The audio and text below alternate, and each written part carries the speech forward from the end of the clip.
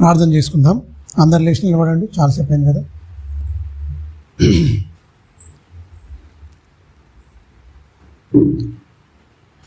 పరిశుద్ధుడా, మహోన్నతుడా, గొప్ప తండ్రి, మీ ఘనమైన శ్రేష్టమైన నామానికి కృతజ్ఞతాస్తుతులు స్తోత్రం చెల్లిస్తున్నాం తండ్రి.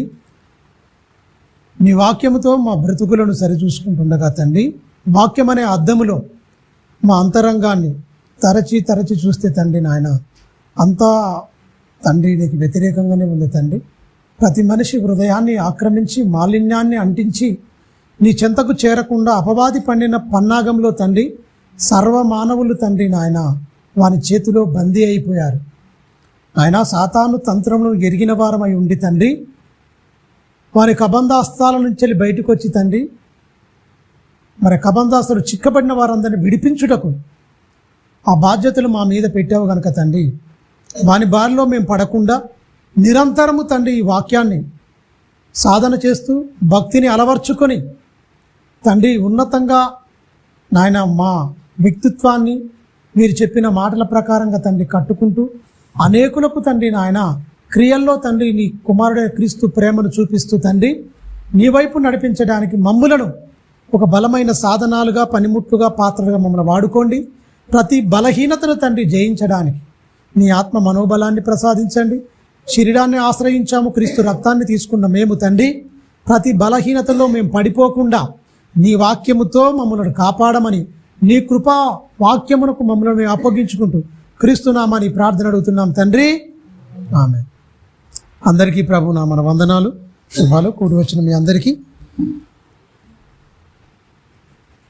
మంచిదండి.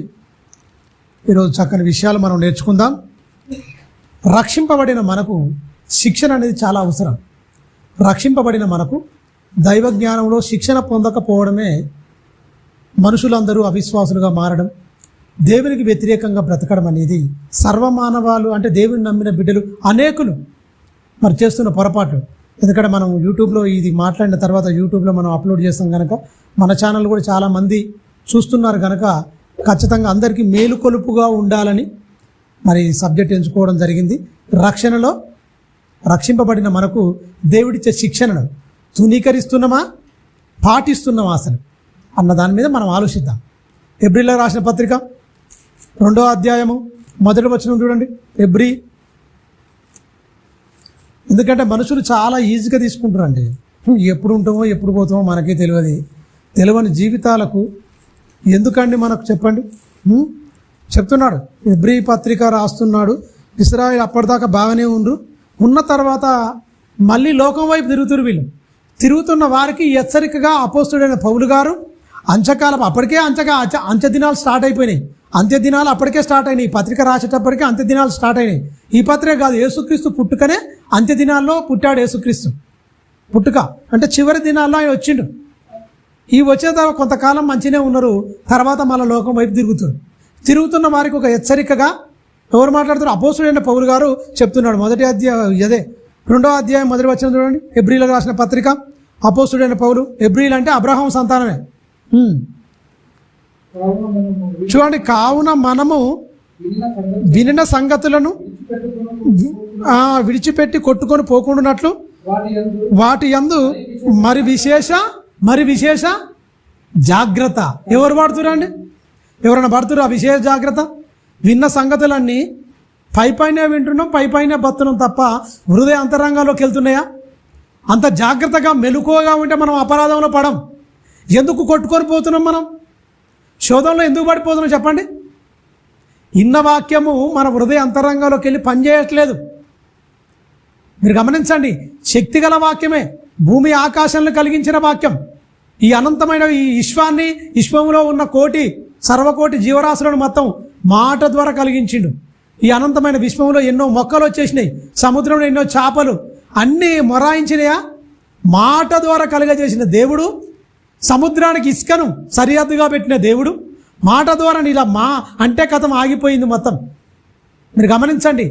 కానీ మనిషి హృదయం కాదు, అది మాంసము కాదు, రాతి గుండెగా మారిపోయింది. ఎందుకంటే దేవుడు చెప్తున్నాడు, విశేషాలు జాగ్రత్త పడండి మీరు. అంటే కొట్టుకొని పోకుండానట్లు. దేవుని వాక్యం వింటే కొట్టుకొని పోతామా? ఇటు కింది వచనం చూడండి ఏమంటున్నాడు ప్రతిదానికి. 2వ వచనం, ఎందుకనగా దేవదూతల ద్వారా పలకబడింది. పూర్వీకులు పితరులు ఉన్నారు కదా, ప్రవక్తలు ఉన్నారు కదా, వాళ్ళందరికీ అబ్రహాము, ఇస్సాకు, యాకోబు, తర్వాత వచ్చిన వాళ్ళందరూ ఉండగా, భక్తులందరూ ఉండు కదా, ప్రవక్తలు ఉండు కదా, సమయలు కానీ, సంసోను కానీ, మనోహ, వీళ్ళందరితో పలకబడింది. ఎవరు? దేవదూతలు వచ్చి దేవుని సమాచారాన్ని ప్రవక్తలకు కానీ భక్తులకు కానీ తెలియజేసింది. దేవదూతల ద్వారా పలకబడిన వాక్యము స్థిరపరచబడింది. దేవదూతల ద్వారా పలకబడిన వాక్యము స్థిరపరచబడినందున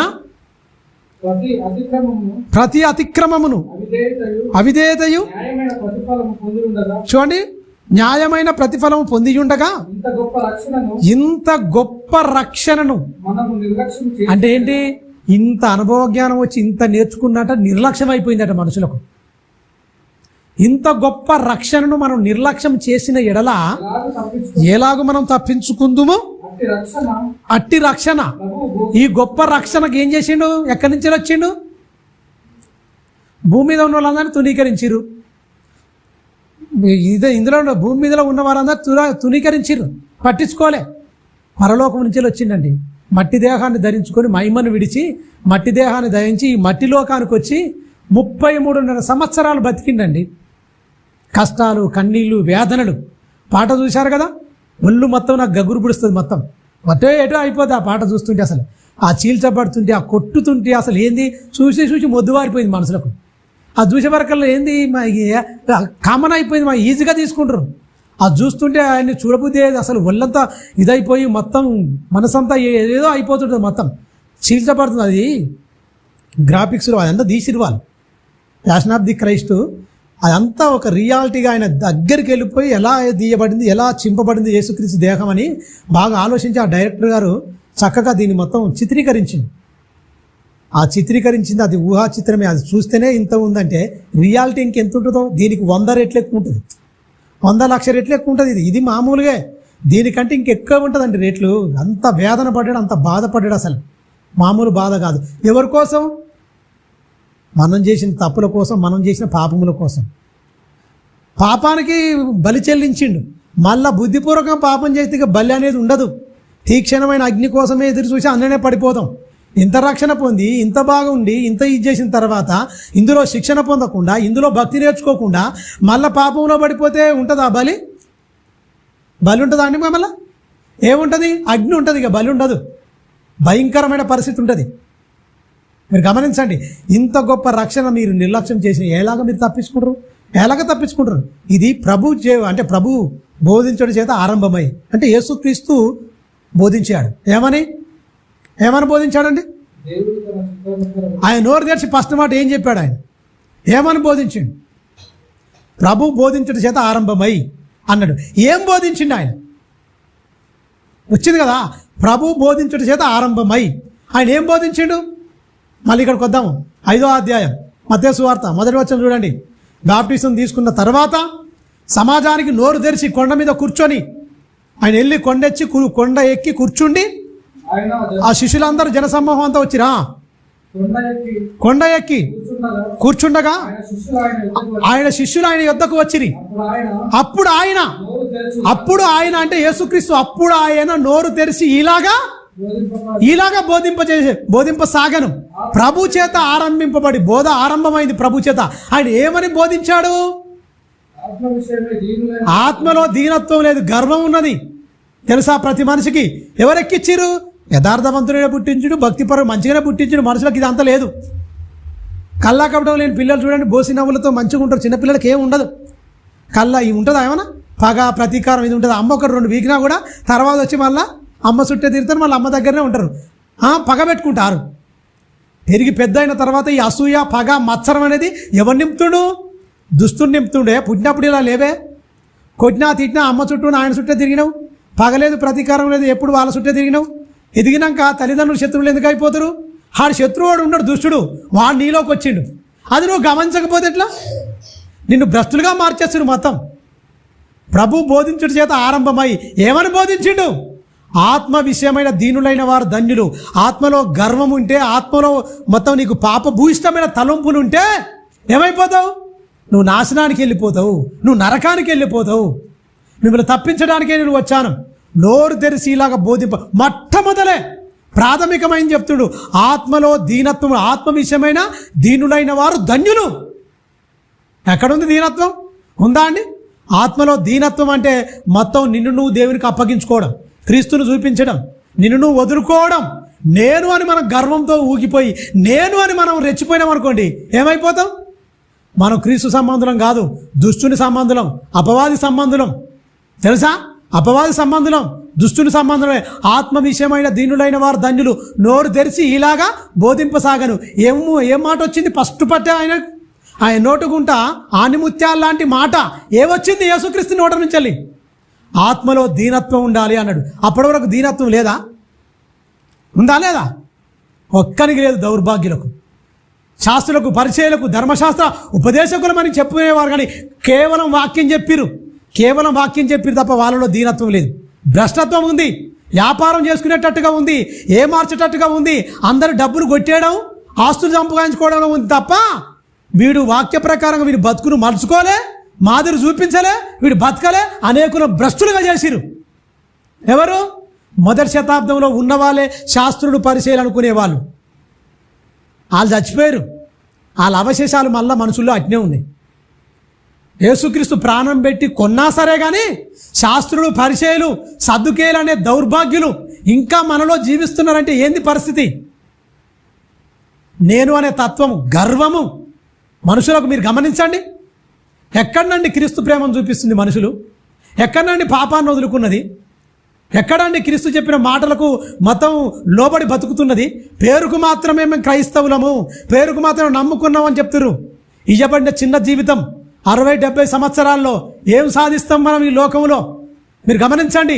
ఇంతలో ఉండి అంతలో మాయమైపోయే ఆవిరి వంటి జీవితం అని తెలిసి కూడా తెలిసి బుద్ధిపూర్వకంగా తప్పు చేసి ఈ రక్షణలో మనం శిక్షణ పొందకుండా మన ఇష్టానుసారంగా మనం బతికితే మన బ్రతుకులు ఏమైపోవాలో మీరు ఒకసారి ఆలోచించండి. ప్రపంచంలో నమ్ముకున్న క్రైస్తవులందరూ అలాగనే తగలాడిరు. మొత్తం రక్షణలో శిక్షణ పొందుకుంటలేరు. అందులో ప్రేమ, కరుణ, వాత్సల్యత, క్రీస్తులో ఉన్న సుగుణాలు మనిషిలోకి రాకపోవడం దౌర్భాగ్యం, తెచ్చుకోకపోవడం ఇంకా దౌర్భాగ్యం. ఇచ్చేది ఎందుకు కాలం? నీకు ఎందుకు ఇస్తుడు సమయం? మన ఇష్టానుసారంగా మనం బతకడానికా? దేవుని ఇష్టాన్ని తెలుసుకొని ఆయన చిత్తాన్ని మనం ఎరిగి ఆయన సంపూర్ణత మనం నెరవేర్చడానికి ఈ దేహం ఉన్నది. మన కోరికలు, మనకు ఇష్టాలు నెరవేర్చుకోవడానికి మనం ఈ లోకానికి రాలే. దేవుని ఇష్టాన్ని నెరవేర్చడానికి, దేవుని చిత్తాన్ని సంపూర్ణంగా గ్రహించి దాన్ని నెరవేర్చడానికి, మనం ఆయన సంపూర్ణతలోనికి వెళ్ళడానికి మనకి ఈ కాలము, ఈ సమయం. మీరు గమనించండి.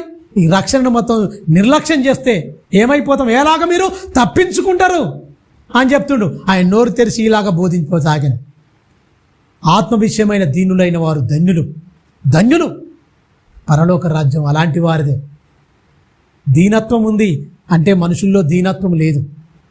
దీనత్వము, దయాలత్వము, మంచితనము, ఆశా నిగ్రహము అనే ఒక 9 గుణాలు, సద్గుణాలు ఉన్నాయి. ఎక్కడ ఉందండి? అది బైబిలుకు మాత్రమే పరిమితమైనపోయి తెల్ల పేపర్ మీద నల్ల అక్షరాలుగా మిగిలిపోయినాయి తప్ప ఈ నల్ల గుండెల్లోనికి రాలేకపోయినాయి. మాటలు తెచ్చుకోలేకపోతుండు మనిషి, బతకలేకపోతున్నాడు. ఎంతోమంది రోగాల్లో బారిన పడి హాస్పిటల్లో ఎంతమంది మూలుగుతుర్రు, ఎంత రోధిస్తురు. మొత్తం హాస్పిటల్కి పోయి బాగాలేకుండా ఉన్నప్పుడు దేవుని గురించి బత్త అంటే అప్పుడు ఏమైనా చేయగలుగుతావా? అప్పుడేమైనా అవుతుందా? మన వల్ల ఏం కాదు. ఆరోగ్యం ఇచ్చి మంచి టైం ఉండి అన్ని ఉన్నప్పుడే దేవుని దగ్గర శిక్షణ పొందుకొని మంచిగా భక్తి, విశ్వాసము, నిరీక్షణతో ఆ నిత్య జీవంలో ప్రవేశించాలని మంచి తృష్ణతో మనం ముందుకెళ్ళాలి తప్ప కోరికల పుట్టగా మారిపోయి మార్పు పొందని మనసును పెట్టుకొని లోపల పైకి మాత్రమే మనం ఇలా ఉంటే ఎవరిని మోసం చేస్తాం చెప్పండి? దేవునికి ఏమో కనబడనేమో స్పష్టమేమన్నా ఉందా? నరుల హృదయం మరీ తేటగా కనిపిస్తుందట. ఎక్కడ దాచుకుంటావు? మీరు గమనించండి. ఎక్కడ దాచుకుంటావు? ఆయన దీనత్వం రావాలి అంటున్నాడు సర్వమానవాళికి. ప్రపంచంలో జనాలు ఎందుకు మారతలేరు ఎరికేనా? ఇది క్రైస్తవ మతం, ఇది క్రైస్తవ్యం, ఇది ఒక మతం అని ఎందుకు ముద్రేసి ఎరికేనా? క్రైస్తవుడు క్రీస్తు చెప్పిన బోధలో నుంచి ఎప్పుడో బయటికి వెళ్ళింది. దౌర్భాగ్యుడు. క్రీస్తు చెప్పిన బోధలు అనేది ప్రపంచంలో లేవు. ఎవని స్వనీతికి వానికి తోచినట్టుగా వాక్యం చెప్పుకుంటూ ఎవని ఇష్టానుసారంగా వాడు బతుకుతుండు. చెప్పుడుకు మాత్రం నీతి వాక్యాలు ఒళ్ళించి ఒకటే నీతి వాక్యాలు చెప్తారు, కానీ ఆ నీతిని బ్రతుకుల్లోకి తెచ్చుకోకుండా ఈ లోక మాలిన్యతలో పడిపోయి నేను చూస్తే ఏమని చెప్పాలి? క్రీస్తు కనిపిస్తాడా? క్రీస్తు ప్రేమ కోసానన్నా ఉందా? ఎవరిష్టం వచ్చినట్టు వాళ్ళు ఉంటుంది కాండి. క్రీస్తులోకి వచ్చింది లోకంలో వాడు తెలియకపోతుంది. ఓకే, తెలిసి మనం తప్పు చేస్తే తెలిసి మనం ఇలా అయితే మన బతుకులు ఏమైపోతాయి? ఆయన శిక్షనండి. అందుకనే పరలోకం నుంచి వెళ్ళి ఈ లోకానికి దిగి వచ్చి 33.5 సంవత్సరాలు బ్రతికి సర్వ మానవాళికి శిక్షణ. ఎలాంటి మాటలు మాట్లాడుతాడు? చదవండి. ఆత్మ విషయమైన దీనులైన వారు ధన్యులు, పరలోక రాజ్యం నేను ఇవ్వడానికి వచ్చాను. ఈ రాజ్య సంబంధులు మీరు కారు. ఈ రాజ్య సంబంధులు కాదు. ఈ లోకంతో మీకు పని లేదు. ఈ లోకమని భ్రమపరిచింది దయ్యం, దుష్టుడు. ఈ జీవితమే స్థిరం అనుకుంటున్నావా? ఈ లోకమే భ్రమ అంటే నువ్వు ఈ లోకంలో నేను స్థిరంగా బతికిపోతా, ఇక నాకేం లేదు అనుకుంటున్నావా? ఉన్నయాన్ని వదిలేసి నువ్వు వెళ్ళిపోవాలి. ఈ లోకం నీది కాదు. ఎంతోమందిని పాతి పెట్టావు కదా ఇదే చేతులతోని, అయినా కూడా నీకు ఎక్కడ పోతుంది ఆత్మని తెలుసా? ఆత్మ విషయంలో ఏమన్నా ఉందా అని చెప్తూ పరలోక రాజ్యం ఇవ్వడానికి వచ్చాను. ఎలా ఉంటావు పొందుకుంటావు నువ్వు? ఆత్మలో దీనత్వం ఉంటే నీకు పరలోకం అని చెప్తాడు. మొట్టమొదటిగా మాట ఏమంటాడు? ఆత్మలో దీనత్వం ఉంటే నీకు పరలోకం వస్తుంది. కింది వచ్చాను. ఎందుకు? ఆత్మలో గర్వం ఉందని ఏడవాలే. నాకు మారు మనసు లేదు, నేను సరిగా బతుకుతలేను, దేవుడా నాకు మారు మనసు దయచేయి, నీ ఆత్మ సహాయంతో ప్రతి బలహీనతను జయించడానికి నాకు సహాయం చేయమని ఏం చేయాలి? దుఃఖపడాలి, ఏడవాలి. మన సమస్యల గురించి మనం ఏడ్చడం కాదు. భక్తిగా మనం బ్రతకలేకపోతూ సాతాను మాయలో పడిపోయి నేను చిన్న విషయాల్లో నేను అపరాధంలో పాపంలో పడిపోతాను ఏడిచి గోజాడి దేవుని దగ్గర ఆత్మను పొందుకోవాలి. దుఃఖపడేవారు ధన్యులు, వారు ఎక్కడ ఓదార్పబడతారు? భూమి మీద నీకు ఏ ఓదార్పు దొరకదు. ఎప్పటికీ పోరాటమే. తల్లి గర్భంలో పడింది మొదలుకొని భూమి మీదకి వచ్చి మళ్ళీ మనం చనిపోయేదాకా పోరాటం ఉంటుంది మనిషికి. పోరాటమే. ఈ భూమి యుద్ధ భూమి లాంటిది, అంటే యుద్ధ భూము. ఈ నరుల కాలము యుద్ధ కాలం వంటిది కాదా? మనం యుద్ధ భూమిలోకి వచ్చాం. మన కాలమే యుద్ధం, ఆత్మీయ పోరాటం చేస్తూనే ఉండాలి మొత్తం. ఎప్పటిదాకా? చనిపోయేంత వరకు. సుఖదుఖములు రెండింటి జతపరిచాను నేను, చావుతో రెండు వేరైపోతాయి. ఈ ఎప్పటిదాకా? నువ్వు చచ్చేదాకా ఉంటాయి అని చెప్పింది ఒకటే మాట. నా గురించి బ్రతుకు, పోరాటం చేయి. కష్టాలు కన్నీళ్ళు ఖచ్చితంగా వస్తాయి. అప్పుడే నా దగ్గరకు వస్తావు. నీవు సుఖం ఉంటే నా దగ్గరికి వస్తావు? రాలేవు. అందువల్ల ఈ రెండింటి జతపరిచి పెట్టి అన్నిటి అధిగమించు, శాశ్వతమైన సంతోషంలోకి రా. ఇక్కడ సుఖము దుఃఖము రెండు కలిసి ఉంటాయి. కానీ పరలోకంలో నీకు అసలు కష్టం అనేది, బాధ అనేది, ఏడుపు అనేది, ఎండదెబ్బ వడదెబ్బ నీకు ఏది ఉండదు. అంటే బాష్ప బిందువు తుడవబడుతుంది. అక్కడ నీకు, ఇక్కడ ఏమి లేదు. నీకు పోరాటమే. వ్యక్తులతో అంటే ఆత్మీయంగా అనేకమైన శ్రమలు, బాధలు, ఇబ్బందులు, ఇరుకులు మన వాళ్ళతోనే వస్తాయి. ఖచ్చితంగా బయటలతో వస్తాయి, ఇరుగు పొరుగు వార్త అందరితో వస్తాయి. అన్నిటి అధిగమించి నీ ప్రేమను చూపించాలి తప్ప నువ్వు రెచ్చిపోవడానికి లేదు. నేను రెచ్చిపోవడానికి లేదు. ప్రేమతోనే ఉండాలి తప్ప ఒక్కరిని కూడా ఒక మాట అన్నవో దీనత్వం ఎగిరిపోతే గర్వం వచ్చేస్తుంది, పాపం వచ్చేస్తుంది, కథం దయ్యము మనల్ని ఏలుతుంది, అయిపోద్ది. దుఃఖపడాలి. ఎవరి కోసం? నిన్ను దిడుతుల కోసం దుఃఖపడు, ఏడు. వాళ్ళు మారాలి తండ్రి, వాళ్ళు మారాలి. పరలోకం పోగొట్టుకోవద్దు. వాళ్ళలో మారు మనసు రావాలని ఏడవాలి.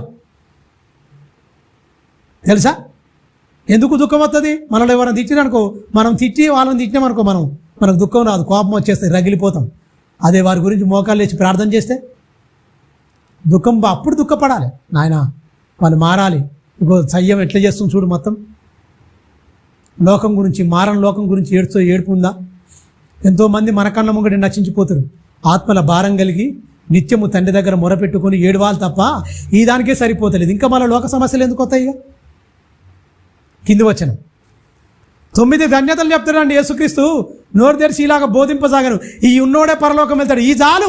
ఈ అర్థం చేసుకొని బతికితే నీకు పరలోకం కన్ఫర్మ్. ఇయే లేవు. సాత్వికులు ధన్యులు. నువ్వు భూమి మీద కూడా మంచిగా ఉంటావు. నేను ఎవ్వడేమన్నాడు?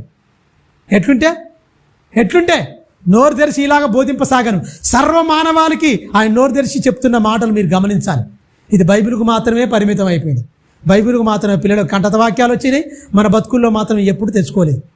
మీరు గమనించండి, ఏమంటాడు? సాత్వికులు ధన్యులు, భూలోకమును స్వతంత్రించుకుందరు. మీరు గమనించండి, ప్రవక్తలు వస్తుంటే ఉన్నవాళ్ళు గడగడ వణికిపోయారు. ఏ ప్రవక్త అని సమయంలో వస్తుంది అనుకో, ఇశ్రాయేల్ వాళ్ళు ఏమని అడిగారు? ఇశ్రాయేల్ వారు ఏమన్నారు? సమాధానంగానే వస్తున్నావా లేకపోతే కోపంగా వస్తున్నావా అంటే, నీతిమంతుని చూస్తే భయపడతారా? నీతిమంతుడు ఈ లోకంలో సింహంలాగా జీవిస్తారన్నాడు. తెలుసా? నీతే లేదు మనకి, ఇక సింహం ఎక్కడిదిగా? నీతి లేకపోతే మన మాట ఓడని వింటాడా? అన్ని తప్పుడు ఆలోచనలతో తప్పుడు బతుకుతూ ఉన్న మనం ఉంటే మనకేమైనా గౌరవం ఉంటుందా? మనకేమైనా రెస్పెక్ట్ ఉంటుందా? చెప్పండి, మీరే చెప్పండి. గౌరవం ఎప్పుడు వస్తుంది? సాత్వికంతో ఉన్నామనుకో నీకు గౌరవం వస్తుంది. పరాయి పంచన ఉంటాడు దానియేలు, శ్రద్ధకు మెషక అబద్ధింగోను. ఏంది? రాజులతో మొత్తం నీరాజనాలు అందుకురు. ఎందుకు? వాళ్ళలో దీనత్వం ఉంది, వాళ్ళలో ప్రేమ ఉన్నది, వాళ్ళలో నీతి న్యాయము కట్టడ సూపర్గా బతికిరు. వాళ్ళు అగ్నిలో వేసిరు, మొత్తం బయటకు వచ్చేసిరు. దూతను పంపించిండు దేవుడు. ఎందుకు? లోబడలే. దేవుని ఆజ్ఞలకు లోబడరు, మనిషి ఆజ్ఞలకు కాదు లోబడేది. కానీ ఇప్పుడున్న దౌర్భాగ్యం ఎదురికైనా మనుషులు లోబడుతూ దేవుని వదిలేసిరు. దేవుని ఆజ్ఞలకు లోబడరు మనుషులు. ఎవరి ఆజ్ఞలకు లోబడతారు? మనిషి ఆజ్ఞలకు లోబడతారు, మనిషి పెట్టిన కట్టలకు లోబడతారు. కానీ దేవుని ఆజ్ఞలకు లోబడాలి, దేవుని కట్టలకు లోబడాలి. సాత్వికులు ధన్యులు. సాత్వికం ఉందంటే నీకు కొంత పంచాదే ఉండదు, తెలుసా? ఏ గొడవలే ఉండదు, నువ్వు వివాదాలకు వెళ్ళవు, ఒకరి మీద ఏం మాట్లాడలేము. మీరు గమనించండి, సోషల్ మీడియా వచ్చింది, మొత్తం ఒకరి మీద ఒకరు పోస్టులు పెట్టుకొని క్రైస్తవుల మీద దుమ్మెత్తిపోతున్నారు. ఇంకెక్కడ సాత్వికం ఉందిగా? ఎగిరిపాయ. సాత్వికం బదులు క్రూరత్వం వచ్చింది, భ్రష్టత్వం వచ్చింది. భయంకరంగా సోషల్ మీడియాను ఏం వాడుకుంటారు? మొత్తం క్రైస్తవులే బూతులు తిట్టుకుంటారు, క్రైస్తవులే పెట్టుకుంటారు, క్రైస్తవులే మొత్తం పేరుకు మాత్రమే క్రైస్తవులు. వీళ్ళందరూ దుష్టుని సంతానం. ఓరెక్కిపోతున్నాయి, మొత్తం అబద్ధాలు మాట్లాడుతూ తిడుతుర్రు, ఒకరి మీద ఒకరు ఇవన్నీ అంటారు. ప్రేమనే చూపించాలి తప్ప, సాత్వికమే చూపించాలి తప్ప క్రూరత్వం చూడడానికి లేదు. ఆయన ప్రాథమికంగా నోరు తెరిచి ఇలాగా ప్రభు బోధించుట చేత ఆరంభమై ఏం బోధించాడు ప్రభు? రక్షణలోకి వచ్చిన వాళ్ళకు ఇలాంటి సద్గుణాలు ఉండాలి. సాత్వికులు ధన్యులు. ధన్యులు అయిపోతారా? అధన్యులైతురా? ఉందా ఈ మాట? ఉందా? సాత్వికంగా బతకాలి. సాత్వికులు అంటే ఎవరు? సాధువులు అంటే ఎవరు?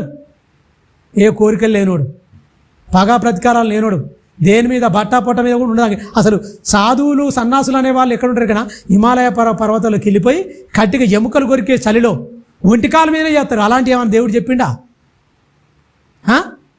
వాళ్ళు ఏం తినడు తెలుసా? అంత భయంకరంగా వాళ్ళు కఠోరమైన దీక్షతో ఉంటారు. సాధువులు అంటే వాళ్ళు అలా తీసుకురు. నువ్వు అన్నీ తిని మంచిగా ఉండు, కానీ నీతిగా బతకమన్నాడు, యథార్థంగా బతకన్నాడు, పరిశుద్ధంగా బతకమన్నాడు. నీతి న్యాయములు నీలో ఉండాలి, నీ నుంచేలే సమాజానికి బయలుదేరాలని చెప్పిండు. సాధువులు అంటే కోరికలు, వాళ్ళు సాధువులు అని చెప్పేసి మఠాలు పెట్టేసి పటాలు మొత్తం 100 ఎకరాలు పెట్టుకుంటారు ఒక్కొక్కడు, సాధువులనే. కానీ ఇక్కడ ఏమంటాడు? సాధువు అన్నవానికి ఏది ఉండదు, కోరికలు ఆశలు ఇవన్నీ కాదు. నీ ఆశలు ఉండేది ఏ దాని మీదకైనా? పరలోకం మీద, తండ్రిని చేరుకోవాలని ఒక తపన తప్ప ఈ లోకంలో నువ్వేం చేసినా కూడా అన్నిటి అర్ధాంతరంగా వదిలేసి నువ్వు వెళ్ళిపోవాలంతే. వెళ్ళిపోవాలి. ఎంతమందిని తీసుకుపోయి మనం పాతిపెట్టలే? నాది అనుకుంటే ఏదైనా ఉంటుందా? నువ్వు పండుకున్న మంచం ఉంటుంది, కానీ మంచం మీద మనం ఉండం. నువ్వు ఉన్న ఇల్లు ఉంటుంది, కానీ ఇంట్లో మనం ఉండం. నువ్వు తాగే గిలాస్ ఈయనే ఉంటుంది, నువ్వు తినే పళ్ళెం ఇక్కడనే ఉంటుంది, ఇంట్లోనే ఉంటుంది. కానీ నేను తీసుకుపోయి ఆ పెట్టిలో పెట్టి అక్కడ పెట్టేస్తారు, అయిపోద్ది. ఏది నువ్వు నమ్ముకున్నా, ఏది నిన్ను నిజంగా నీకు తోడుండేది మరణం వరకు నీకు తోడుండి తర్వాత మరణం తర్వాత జీవం ఇచ్చే దేవుడే. ఆయననే నమ్మాలి తప్ప, ఆయనతోనే ఉండాలి తప్ప ఈ లోకంలో కాదు. ఆయన చెప్పిన మాటలకు లోపడాలి, ఆయన కట్టడానికి లోపడాలి. సాత్వికులు ధన్యులు అని చెప్తుండే ఆయన. భూలోకమనే స్వతంత్రించుకుందరు అంటే ఈ లేవా ఉన్నాయని చెప్తుండా, మనిషిలో లేవని చెప్తుండా? ఇవన్నీ లేకుండా బ్రతుకుతున్న మనిషికి హెచ్చరికలుగా చెప్తుండు. మొత్తం ఒక బలమైన లోతైన పునాది వేస్తుంటు తెలుసా? ఒక గింజ భూమిలో వేసినాం అనుకోండి, ఇప్పుడు విత్తనాలు పెడతారు. గింజ భూమిలో వేస్తే ఏమైపోద్ది? మర్రి విత్తనం కానీ రాగి విత్తనం కానీ మీరు చూడండి, చిన్నగా ఉంటాయి. ఆవగింజలు చిన్న ఆవగింజలు, పెద్ద ఆవగింజలు 2 ఉంటాయి. ఆవగింజల్లో 2 రకాలు ఉంటాయి. ఆ చిన్నగా ఉన్న ఆవగింజ కంటే ఇంకా చిన్నగానే అనిపిస్తుంది మర్రి విత్తనం. మీరు గమనించండి, పైకి ఎంత పోతే భూమిలోకి అందుకు పోతుంది. దాని వేర్లు ఊడలు అంటారు. అవి పైకి ఎంత ఎత్తుపోతో మర్రి చెట్టు కిందికి అంత లోపలికి వెళ్ళిపోతాయి, ఊడలు పారుకుంటూ వెళ్ళిపోతాయి, మొత్తం ఇంత వెళ్ళిపోతాయి. ఎంత అంటే భూమి ఎంత లూజ్ ఉంటుందో అంత లోపడంగా వెళ్ళిపోతూనే ఉంటాయి. కంటికి కనపడని చిన్న గింజ, చిన్న పరిమాణం గిత్తంతే ఉంటుంది మర్రి విత్తనం అంటే. ఆ ఏర్లు చూడండి, భూమిలో ఎక్కడ దానికి ఉంటుందో అంత తెలుపు పాసుకుని వెళ్ళిపోతాయి మొత్తం. ఒక ఎకరం 6 ఎకరం దాకా పోతుండొచ్చు నాకు తెలిసేంత వరకు. ఎందుకంటే పొలం ఉన్నప్పుడు బావి పక్క బట్టి దూరమే ఉంది బావిలకు ఓడలు మొత్తం దిగిపోయినాయి. 12 కోలల బావిలోకి ఆ ఓడలు దిగిపోతే 12 కోలలకు అంతలోతు వచ్చింది. 12 కోలలు అంటే ఎంత, సుమారు ఒక 10 అంతస్తుల బిల్డింగ్ కంటే లోతే. 9 ఫీట్లు ఉంటుంది ఒక కోల అంటే 9 ఫీట్లు. మీరు గమనించండి, 10 అంతస్తుల బిల్డింగ్ అనుకోండి, అంత లోతు పోయిందండి. బావిలోకి వచ్చేసినాయి మొత్తం ఏర్లు పైకి అంతే. అంటే మీరు గమనించండి, మరి దేవుడు వాక్యమైన విత్తనంతో కూడా పోల్చుకుంది. మనిషి హృదయ అంతరంగంలోకి వెళ్ళిపోవాలి, పని చేయాలి తెలుసా. ఏర్లు బలంగా ఉండాలి అంటే పునాది బలంగా వేస్తుంది మొత్తం. వీళ్ళకు అంతరంగంలోని చెల్లి మార్పు రావాలి, ఆత్మలో దీనత్వం రావాలి. దాని గురించి ఏడుపు వీళ్ళకు ఉండాలి ఖచ్చితంగా. సాత్వికంగా మారాలి, సాధువులుగా మారాలి అని ఆయన ప్రారంభ బోధలోనే ఉన్నతంగా చెప్తుంది. చూడండి కింది వచనం, నీతి కొరకు ఆకలి దప్పులు గలవారు ధన్యులు, వారు ఎక్కడ తృప్తిపరచబడతారు. మీరు గమనించండి, వారు తృప్తిపరచబడతారు. నీతి కొరకు ఆకలి ఉందా, వాక్యాన్ని భుజించాలని ఉందా? తిండి కోసంగా, దీనికోసం కాదు చెప్పేది ఆయన. నీతి కొరకు ఆకలి దప్పులు అంటే ఈ లోకం తిండి కాదు ఇది. దీన్ని ఎంతవరకు భక్షిస్తున్నాం, దీన్ని ఎంతవరకు తింటున్నాం చెప్పండి. నీతి కొరకు ఆకలి దప్పులు గలవారు ధన్యులు. వాక్యాన్ని నేను భక్షించాలి, వాక్యాన్ని నేను భుజించాలి. వాక్యాన్ని పాలతో పోల్చిండు, వాక్యంతో తేనెతో పోల్చిండు, వాక్యంతో మెదడుతో పోల్చిండు. కొవ్వు మెదడు దొరికినట్లు, పోటీల్లో కొవ్వు మెదడు దొరికినట్లు దొరికింది అంటాడు. తేనె అంటాడు, పాలు అంటాడు. అనేకమైన పర్యాయాలుగా దేవుని వాక్యాన్ని పోల్చిండు. మరి దీన్ని భక్షించాలి, దీన్ని అనుభవించాలన్న కోరిక ఉందా? ఆకలి, నీతి కొరకు ఆకలి దప్పులు గలవారు ధన్యులు. మరి దప్పిక తీరిందా? కడుపు నిన్నదా? ఇది ఆకలి తీరుతుందా? తీర్చుకురా మనుషులు? దీని మీద లేదు. దీనికి మాత్రం దేవుని చేసుకుని ఈ కడుపును, వారి నాశనమే అంతం, వారి కడుపే దేవుడు. ప్రపంచం మొత్తం ఇందులోకి వెళ్ళిపోయింది. ఏం చేసిరు? కడుపుని దేవునిగా చేసుకుని. మీరు గమనించండి, అది కడుపుకి వెళ్ళదు. నీతి ఆకలి దప్పులు అంటే నైతిక విలువలు నేర్పిస్తుంది. నైతిక విలువలు, ప్రేమ, జాలి, దయ, కనికరం, ఇవన్నీ వంట పట్టించుకోవాలి. ఈ ఆహారం తింటే మనకు ఏమవుతుంది? అన్నం అరిగిపోయి రక్తంగా మారి ఈ శరీరాన్ని కదిలిస్తుంటుంది. కానీ దేవుని వాక్యాన్ని మనం భుజిస్తే ఏమైపోతుంది ఎరకనా? మనలో నీతి, నైతిక విలువలు, ప్రేమ, దేవుడు అనుకుంటున్న సద్గుణాలు మనలోకి వస్తాయి. ఈ లోకంలో ఉన్న తిండి తింటే రావు. ఒళ్ళు పెరుగుతుంది అంతే, పొట్ట పెరుగుతుంది, ఒళ్ళు పెరుగుతుంది. ఈ లోకంలో ఉన్న తిండి తింటే ఏమవుతుంది? ఏం రాదు. కానీ ఈ ఆహారం భుజిస్తే ఏమొస్తుంది? దేవుడు అనుకున్నట్టుగా నువ్వు మారిపోతావు. క్రీస్తు స్వారూప్యతలోనికి మారుతావు, క్రీస్తు స్వారూప్యంలోనికి మారుతావు. ఈ తిండి కరువైపోయింది, దీని గురించి ఎవరికి ఆకలి లేదు, దీన్ని తినాలన్న ఆశ లేదు. మీరు గమనించండి, 3-4 పూట్లైనా తింటారు లోకంలో ఉన్నది మొత్తం. మీరు గమనించండి, నిన్ననే చూసిన కుళ్ళిపోయిందండి. ఆ పెద్ద పెద్ద రెస్టారెంట్లు ఉన్నాయి, బిర్యానీ, మటన్ బిర్యానీ, చికెన్ బిర్యానీ అని, క్యారెట్, ఆ చికెన్ అదంతా చూస్తే, ఆ వంటగా చూస్తే భయంకరంగా ఉంది. అసలు వాంతింగ్ అయినట్టుంది. ఈ దౌర్భాగ్యులందరూ పోయి వంటలు చేసుకోకుండా ఆవురు అని పోయి తినొత్తురు. ఎందుకు? అయ్యా కుళ్ళిపోయినాయి, ఇంటికాడ తెచ్చి వండుకొని తినాలన్న ఆశ ఉందా అండి? మీరు గమనించండి, దీనికి ఏం పెట్టాలా, ఏం తినాలా, రుచి నాలుకకు అన్ని కెమికల్సే, అన్ని మసాలాలే తెలుసా. అన్ని తినొచ్చి ఏమైపోతారు? హాస్పిటల్కి పోతురు.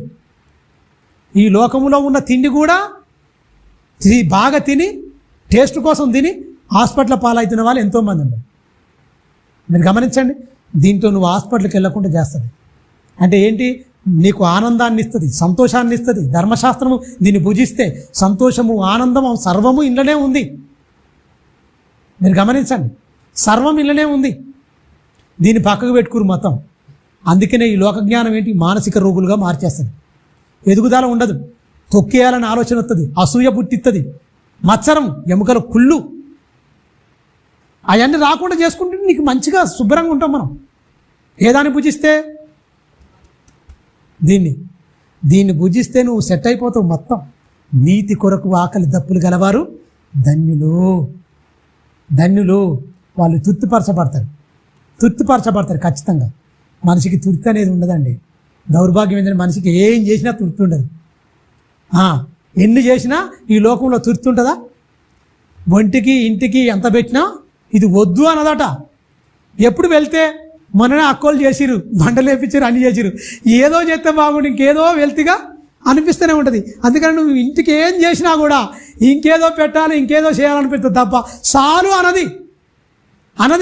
ఈ ఒంటికి కూడా జాలితే సరిపోయింది అనది. ఇంకా కానీ అంటది. కానీ ఆత్మకు మాత్రం ఆత్మీయంగా బతకాలి, ఈ ఆహారాన్ని తీసుకోవాలి, ఉన్నతంగా దేవునిలో ఉండాలన్న ఆలోచన మనిషికి లేదు. నీతి కొరకు ఆకలి దప్పులు కలిగిర్రు అప్పుడు ప్రవక్తలు, అపోస్తులు, వాళ్ళందరూ బలమైనంగా. ఎందుకంటే నీతి కొరకే ఆకలి దప్పులు కలిగి నీతితోనే దీంతోనే దప్పిక తీర్చుకురు, దీంతోనే ఆకలి తీర్చుకురు. ఉపవాసాలు, త్యాగాలు ఎన్నో త్యాగం చేసిరు మొత్తం. ఇప్పుడు ఉన్నాయా అండి? లేవు, అయిపోయినాయి. మొత్తం బయలుదేరి క్రీస్తు చెప్పిన ఈ ఫస్ట్ నోరు తెరిచి బోధింపసాగిన ఇందులో నుంచి వెళ్ళే ఏ ఒక్కరిలో కనపడతలేవు. ఇందులో నుంచి వెళ్ళే ఏ ఒక్కరిలో కనబడతలేవు. కనబడినప్పుడు పరలోకం వెళ్తామా? అందుకనే లోతైన పునాది వేస్తుండు. బండ మీద ఇల్లు కడుతుండు. అందరు ఇసుక మీద ఇల్లు కట్టుకొని ఆడుతూ పాడుతున్నారు.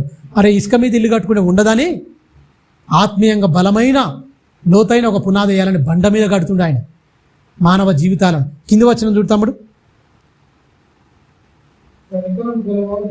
మీరు గమనించండి. కనికరము గలవారు ధన్యులు అంటే నీకు కనికరం ఉందనుకో పగ వస్తుందా? కనికరము గలవారు ధన్యులు. రక్షణలో శిక్షణ. నువ్వు రక్షణ పొందిన నీకు ఇవన్నీ ఉండాలి, ఈ సద్గుణాలు. నువ్వు రక్షింపబడిన మనము, క్రీస్తు రక్తములో కడగబడిన మనము ఈ మాటలన్నీ విని ఇందులో శిక్షణ పొంది ఈ మన బ్రతుకుల్లోకి రాకపోతే మనం ఎన్ని పాటలు పాడినా, ఎంత చర్చికి వచ్చినా, మనం క్రీస్తు రక్తము క్రీస్తు శరీరాన్ని తిన్నా మనకు నరకమే తప్ప పరలోకం రాదు. ఇది కన్ఫర్మ్. ఇది ఖచ్చితంగా మన శరీరంలో ఇమిడించుకోవాలి. చెప్తున్న నేనైనా, వింటున్న మీరైనా అందరి సమానమే దేవునికి. తెలుసా? ఎవ్వరిని వదిలిపెట్టాడు. చెప్తున్న నేను ఒక దౌర్భాగ్యునిగా బతికినా, వింటున్న మీరు కూడా దౌర్భాగ్యులుగా మీరున్నా, ఏ పరిస్థితిలో మీరున్నా ఖచ్చితంగా మనకు నరకమే ఉంటుంది తప్ప పరలోకం ఉండదు. ఆయన చెప్పిన మాటల ప్రకారంగా మన జీవితాలు కట్టుకోవాలనే ఇందులో పలకబడిన మాటలు గ్రంథస్థం చేసి మనకి ఈజీ చేసిండు. మన చేతిలోకి వచ్చినాయి. మనం నిర్లక్ష్యం చేస్తేలా? కింది వచ్చిన కనికరం గలవారు ధన్యులు. కనికరము ప్రేమని కనికరం గలవారు ధన్యులు, వారు కనికరింపబడతారంటే నువ్వు కనికరం పరలోకం ఇస్తాడు. నువ్వు కనికరం పొందుతావు. ఎందుకంటే నువ్వు అనేకులు నువ్వు కనికరించినావు. భూమి మీద ఉన్నప్పుడు ఆఖరైన మనకి అన్నం పెట్టావు, దాహం అన్న మనకి నీరిచ్చినావు, అనేకులను నువ్వు కనికరించినావు. అప్పుడు నువ్వేమైపోతావు? కనికరింపబడతావు. ఎక్కడా? మరణములో నుంచి వెళ్ళి జీవంలోని దాటుతావు. నువ్వు మరణంలో నుంచి వెళ్ళి జీవంలోకి దాటుతావు, అంటే నిత్య జీవంలోకి ప్రవేశిస్తావు. ఎంత గొప్ప ధన్యత! ఇక్కడ నువ్వు కనికరిస్తేనే అక్కడికి వెళ్ళిపోతావు. నువ్వు ఇక్కడ నువ్వు కనికరించకుండా నువ్వు కఠినాత్ములుగా మనం ఉన్నామనుకో, అక్కడ కూడా అంతే. అందుకనే నువ్వేం చేసినావో అదే పంట కోస్తామంటాడు. నువ్వేమి ఇచ్చినావో అదే పంట. అందుకే నీవు కొలిచిన కొలితే నీకు కొలవబడును. ద్వేషిస్తే మళ్ళీ ద్వేషం అవుతుంది, ప్రేమిస్తే ప్రేమిస్తారు. అన్ని ముందుగా పాట విన్నారు కదా, మీరు గమనించండి ఒకసారి.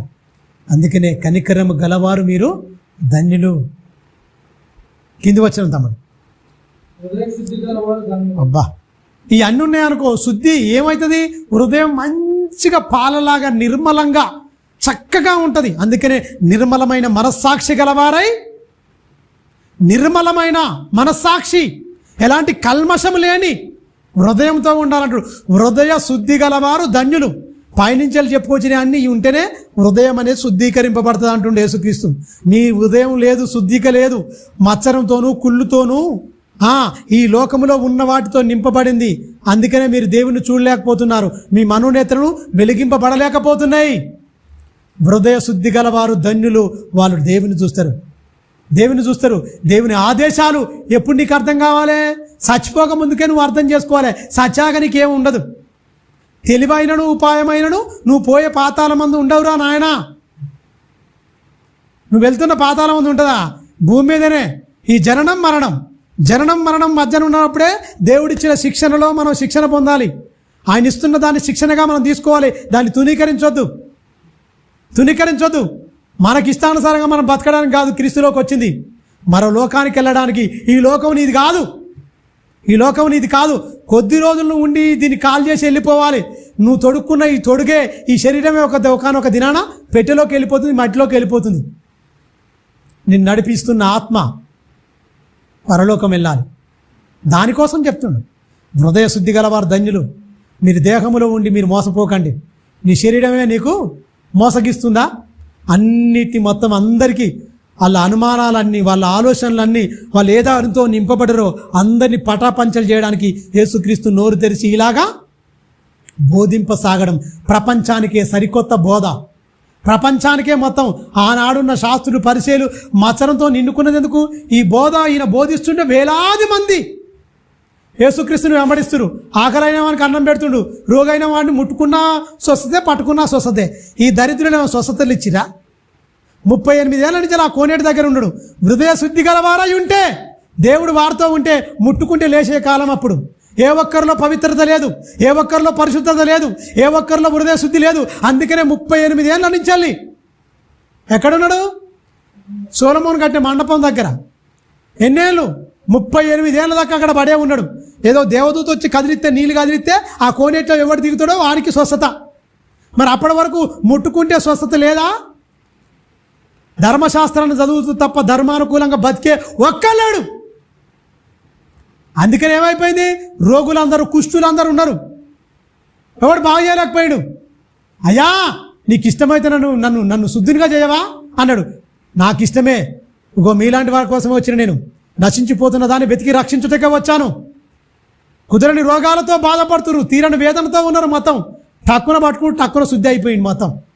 ఎవరికి? ఈయన హృదయం శుద్ధి, పవిత్రుడు, పరిశుద్ధుడు, నిర్దోషి, నిష్కల్మషుడు. ఎవరు? యేసుక్రీస్తు. ఆయన చెంగు ముట్టుకున్నా చాలు, వేసుకున్న బట్ట ముట్టుకుంటే శుద్ధి అయిపోయిందండి. బట్ట 12 ఏళ్ళ నుంచి ఏమైపోయింది? చాలా రక్తస్రావం కానీ భయంకరంగా వేదనతో బాధతో ఉన్నది. ఎవరు చెప్పుకుంటుంది? గుళ్ళో కూడా రానియరు. అప్పుడు అన్ని ఆచారాలు ఉన్నాయి. ఏంది నా పరిస్థితి? దీనికి విముక్తే లేదా? ధనం మొత్తం పాడు చేసుకుంది. మొత్తం ధనం మొత్తం వ్యయం మొత్తం ఖర్చు పెట్టింది. ఎక్కడెక్కడో వైద్యులకు తిరిగింది. ఏం కాలే. ఈ మహాత్ముని చెంగు ముట్టుకుంటే సరిపోద్ది అనుకుంది. ప్రభావం మొత్తం బయలుదేరి బయటికి వెళ్ళిపోయింది. ఎక్కడ ఊరు ఏం కథ? నాలో నుంచి వెళ్ళి ప్రభావం ఎవరో ముట్టిరు అంటాడు. పేతురు గారు వచ్చి, ఏది ప్రభావం ఇంతమంది తొక్కిసలాట్లో ఎవడు ముట్టుకోడో ఏం కథో అని చెప్పారు. నాలో నుంచి వెళ్ళి ప్రభావం బయలుదేరి ఖచ్చితంగా చూసే వరకు ఆమె బయటికి రావాలి. మరి చెప్పాలి వీళ్ళందరికీ. వణుక్కుంటా గడగడ వణుక్కుంటూ వచ్చి, ఇక నేను అంటే నేను మరగాయి ఉండనేను ఇక ఖచ్చితంగా వణుక్కుంటూ వచ్చి, నేనే ప్రభువా, ఇన్నేళ్ళ నుంచి వెళ్ళి నా బాధ నేను ముట్టానంటే, అమ్మా నీ విశ్వాసమే నిన్ను స్వస్థపరిచింది. పరిశుద్ధంగా ఉండాలి, నీతిగా ఉండాలి, పరిశుద్ధంగా ఉండాలని చెప్పిండు. అప్పుడు దాకా ఎవడు బాగు చేయలేని అన్ని చేస్తుంటే తండోపతండాలుగా వేల మంది ఒకటే వెంబడించడం స్టార్ట్ అయింది. మిగతా వాళ్ళకి ఏమైంది? మత్సరం స్టార్ట్ అయింది. యేసుక్రీస్తుని చంపాలని ఎందుకు అనుకోరు? ఇలా వ్యాపారం దెబ్బతిన్నది. ఈయన దగ్గరకు ఓడి పోతున్నాడు. వీళ్ళు కానుకల కోసమే చెప్పుడు. మీరు దశభాగాలు తీసుకురారా, అర్పణలు తీసుకురారా, ఈ పనికిమాలే ఈ అన్ని చెప్పేయడమే చేసుకుని తప్ప ఒక్క బతుకు మార్చే మాట ఒక్కటి చెప్పలే ఈ దరిద్రుడు. ఇప్పుడు కూడా అంతే అయిపోయింది. ఇప్పుడు కూడా కానుకల గురించే కదా, దశభాగాల గురించే కదా, డబ్బుల గురించే కదా. ఆత్మలో దీనత్వం ఉందని అడిగితేడవాడు, సాత్వికంగా ఉన్నామని అడిగితేడవాడు, నువ్వు నీ ఆత్మ గురించి దుఃఖపడతామని అడుగుతేడవాడు. అడుగుతురా? హెచ్చరికలు ఉన్నాయా? లేవు. అడ్జస్ట్మెంట్ బోధలు అడ్జస్ట్ చేస్తున్నారు మొత్తం మనుషులను. ఎందుకంటే మనుషుల వైపు చూస్తున్నారు కాబట్టికనే, మనుషుల మీద ఆధారపడరు కనుకనే ఎవరిని ఖండించడం, గద్దించడం, సరిచేసే బోధలు ఈ ప్రపంచంలోనే కనుమరుగైపోయినాయి. యేసుక్రీస్తు బోధ చేస్తే ఈయన అధికారం గలవాడుగా ఆయన అలా శాస్త్రం వలె కాక, ఎవరి శాస్త్రం వలె? శాస్త్రులు పరిశీలన వలె కాక అధికారం గలవాడిగా యేసు బోధిస్తే అందరూ ఆయన బోధకు ఆశ్చర్యపడిరని ఉంటుంది. ఆశ్చర్యపడరు. ఏంటి ఈయన బోధ ఏంటి ఇలా మాట్లాడుతుండేంటి? కానీ విని ఎరగలేదు. ఇప్పుడు ఇలా చెప్తుండేంటి? అసలు ఇంత ఖండితం ఏంటి? ఆయన వెంబడించినప్పుడు ఒక మాట అంటాడు, నాలో పాపం ఉందని మీలో ఎవరు చూపిస్తాడు? ఎవరు చూపించండి. నాలో పాపం ఉందని మీలో ఎవడన్నా స్థాపించగలడా? ఎవడన్నా నిరూపించగలడా? ఆ మాటలే చెప్పుకొని బతకాలి క్రైస్తవుడు. ఆ మాటలు చెప్పుకొని బతకాలే.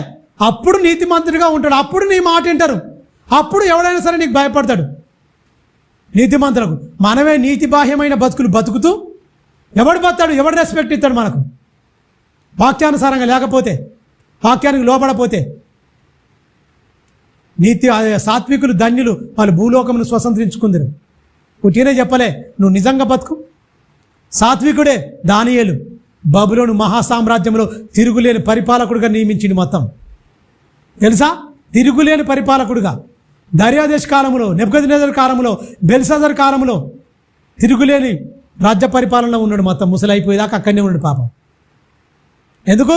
ఆయన లెక్కల్లో కానీ అతి శ్రేష్ఠ బుద్ధి గలవాడై ఎవ్వరు ఎంతమంది చూసినా కూడా 120 మందిని నియమిస్తే అందులో ముఖ్యుడుగా నియమించారు ఆయనను. అందరి మీద అందరు లంచాలు తీసుకొని మొత్తం ఆ ప్రభుత్వానికి గండి కొడుతుంటే, అది కాదురా ఇది నీతిమాలిన బతుకు బతకడం అంటే ఇది బతికి చూపించాడు. అందరి చేత నీరాజనాలు అందుకున్నారు. మొత్తం రాజులే ఆశ్చర్యపోయారు, నీ అంత గొప్పగా నీ అంత నీతిమంతుడుగా లేరు, మీరు నమ్మిన దేవుడే నిజమైన దేవుడు. అలా చెప్పుకుంటురా? మన బతుకును బట్టి, మన నీతిని బట్టి అన్యులు చెప్పుకోవాలి, అమ్మ వీళ్ళ దేవుడు నమ్మిన దేవుడు గొప్పోడండి. మనమేమండి, మనం అంతా నీతి బతుకు బతున్నాం, ఇది ఖచ్చితంగా ఉంటాను వాడు చెప్తుండే. ఇప్పుడు ఆనాడు రాజులతో రాజులు సైతం పొగిడిరు, మొత్తం దేవుని కొనియాడిరు. శాసనాలు వ్యతిరేక రాస్తేనే మళ్ళీ శాసనాలను తిరగరాసిన చరిత్రలో ఉన్నాము, చదువుతున్నాం మనం బైబిల్లో.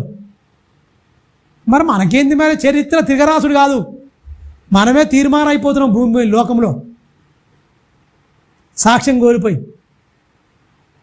ధన్యతలు బలమైన పునాది, హృదయ అంతరంగము, ప్రాణాత్మనుడు కీళ్లను మూలుగలను విభజించినంత మట్టుకు కత్తి వాక్యాన్ని దింపుతుండు మొత్తం యేసుక్రీస్తు.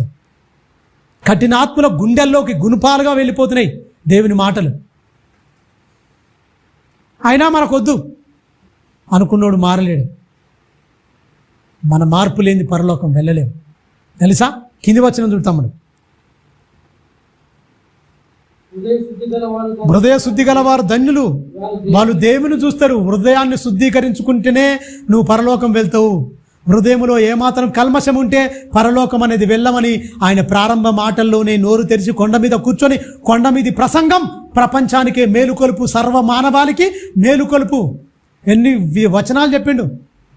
48 వచనాలు మాట్లాడతాడు అందులో. అద్భుతమైన ప్రసంగం. ఎవరికి అర్థమైందండి? ప్రాథమికమైన ఇయ్యే చెప్పాలి, ఇయ్యే దీనికాడనే పడిపోయింది ప్రపంచం మొత్తం, అర్థం చేసుకోలేకపోయింది. నీకు పెద్ద పెద్ద మర్మాలు, పెద్ద పెద్ద జ్ఞానం కాదు, నీకు కనికరం ఉంటే చాలు, నీలో మొత్తం సాత్వికం ఉంటే చాలు, కనికరింపబడతావు. కనికరం ఉంటేనే. కనికరం లేక కఠినాత్ములు ఎవరు పరలోకం వెళ్ళరు.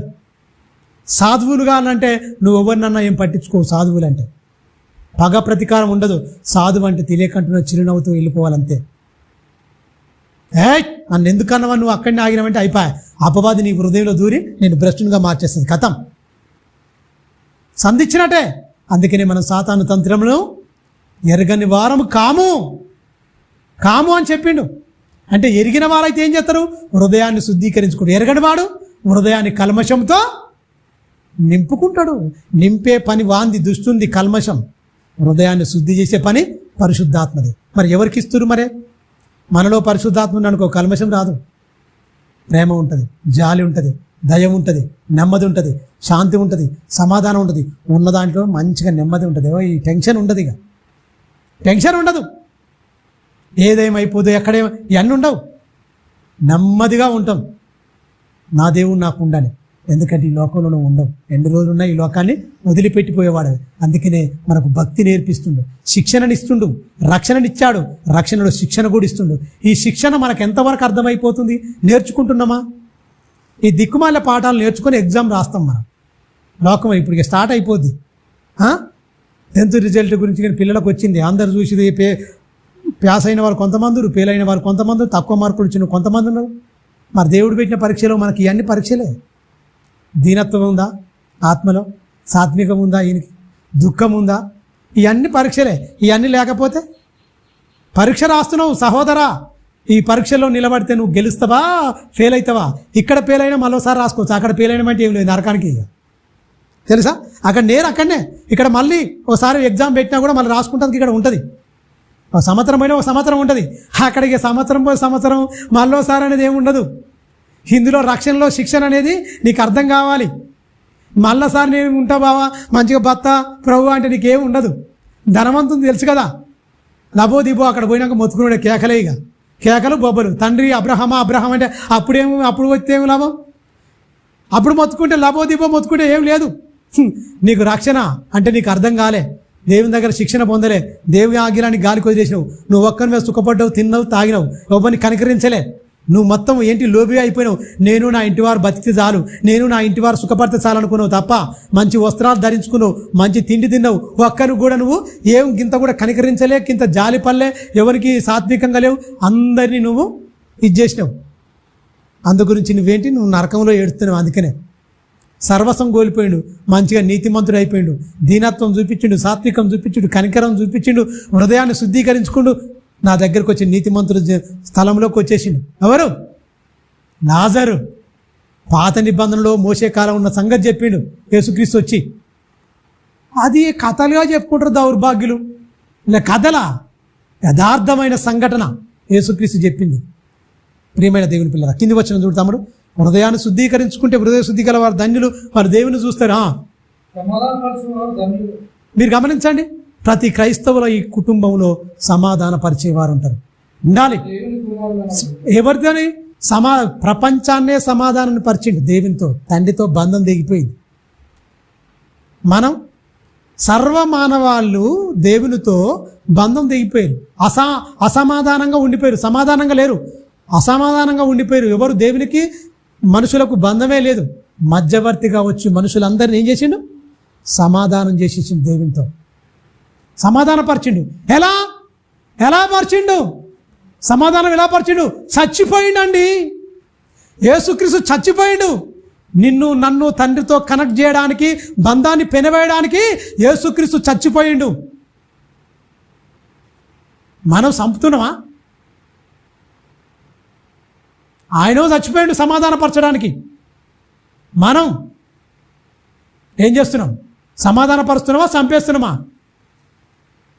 మీరు ఆలోచించండి ఒకసారి. సమాధానపరచాలి అంటుడు. ప్రపంచాన్ని మొత్తం సర్వమానవాళ్ళని, ఈ బంధం తెగిపోయిన వాళ్ళందరినీ బంధం పెనవేసిండు, సమాధానపరచుడు యేసుక్రీస్తు. మనం సర్వమానవాళితో సమాధానంగా ఉండాలి, చచ్చిపోవద్దు, సమాధానంగా ఉండాలి. నీ ప్రేమను, నీ జాలిని, నీ కనికరాన్ని, నీ దయను ఏం చేయాలి? సర్వమానవాళికి చూపించాలి, క్రియల్లో చూపించాలి, ప్రేమను కురిపించాలి, క్రీస్తులో ఉన్న తత్వాన్ని బోధించాలి. ఎట్లా? మాటల్లోనా, క్రియల్లోనా? క్రియల్లో కావాలి తప్ప మాటల్లో వద్దు. క్రీస్తుని చూపించేది మాటల్లో వద్దు, క్రియల్లో, బ్రతుకుల్లో చూపించాలి క్రీస్తును. అపోస్తులు అందుకనే బ్రతుకుల్లో చూపించారు కనుక చరిత్రలో నిలిచిపోయి హతసాక్షులు అయిపోయారు. వాళ్ళు హతసాక్షులు అయిపోయారు, చరిత్రలో నిలిపోయి. ఎందుకు? సాధన చేసిరండి, భక్తి సాధన. ఎప్పటిదాకా? ఆదివారమే కాదు, ప్రతిరోజు సాధన, ప్రతిరోజు సాధనే భక్తి సాధన. ఏ క్షణాన గుండె ఆగిపోతే మనకి ఏం వెరకండి? నేను నాకేమన్నా మంచిగా ఇది ఇన్ని రోజులు బతానే ఏమన్నా ఉందా? మీరు గమనించండి, కింది వచ్చిన చూద్దాం. సమాధాన పరిస్తే ధన్యులైపోతారు, వాళ్ళు దేవుని కుమారులు అనబడతారు. నీతిగా నువ్వు నిలబడితే హింసలు వస్తాయి, అప్పుడు నువ్వు నిలబడు, కలబడు, గెలువుగా పోరాటం అంటున్నా. నీతి నిమిత్తం హింసింపబడేవారు ధన్యులు, పరలోక రాజ్యం వారిది. నీ కోసం హింసలు పడుతున్నవా? అనవసరంగా అంటే ఏంటి? నిష్కారణంగా నిన్ను తిడుతురా, అనరాని మాటలు అంటురా, లేకపోతే నువ్వు ఏమైనా ఇబ్బందులు పడుతున్నావా? నీ తప్పు లేకున్నా కూడా ఏమన్నా అంటురా? ఆనందంగా సంతోషించు. తిరగబాడు మనకు లక్ష్యం కాదు, తెలుసా? ఎవరన్నా అంటురే బైబిల్ తగలబెడుతురు, వాళ్ళు ఇజ్జెత్తురు అజ్జెత్తురు అని మన వాళ్ళు తిరగబడుతురు కొంతమంది. వద్దు, చూచున్న దేవుడు వానికి ప్రతిఫలం ఇస్తాడు. నువ్వెందుకు వాని మీద తిరగబడి చూసుకుందాం అంటున్నావు? వద్దు, అవసరం లేదు. సమాధానపరచాలి, ప్రేమను చూపించి తప్పకుండా రావాలంతే. ఎవరి మీదికి మనం కలబడి గెలిచేది ఏమి ఉండదు. ప్రేమ కంటే గొప్ప ఆయుధం ఏమీ లేదు. యేసుక్రీస్తు ప్రపంచంలోనికి ప్రేమ అనే ఆయుధం పట్టుకొని అనేకమైన హృదయాలను ఏం చేసిండు? గెలుచుకున్నాడు. అనేకమైన హృదయాల్లో సింహాసనాసీనుడైపోయిండు. తెలుసా? పగతోనే ఏం చేస్తాం? పగతోని ఏం చేస్తాం? పగతో రగిలిపోయి చచ్చి నరకానికి వెళ్ళిపోతుంది తప్ప ఏం ఉండదు. మీరు బాగా గమనించండి. సమాధానపరచువారు ధన్యులు, వారు దేవుని కుమారులు అనబడతారు. మతం దేవుని కుమారుడు ఎంత గొప్ప ధన్యత. దేవుని కుమారులు అనబడాలంటే ఎక్కడ? సచ్చాకనా భూమి మీదనా? చెప్పాలి. భూమి మీద సచ్చాకనా భూమి మీదనా? అందరి చేత. దేవుని పిల్లలంటే వీళ్ళండి అబద్ధం ఆడరండి, వీళ్ళు చాలా గొప్పగా బతారండి. వీళ్ళ బ్రతుకు అందరికీ ఆదర్శం. అందరు ముక్కు మీద వేలేసుకోవాలి మన బతుకులను చూసి, తెలుసా? ఆదర్శప్రాయంగా ఉండాలి.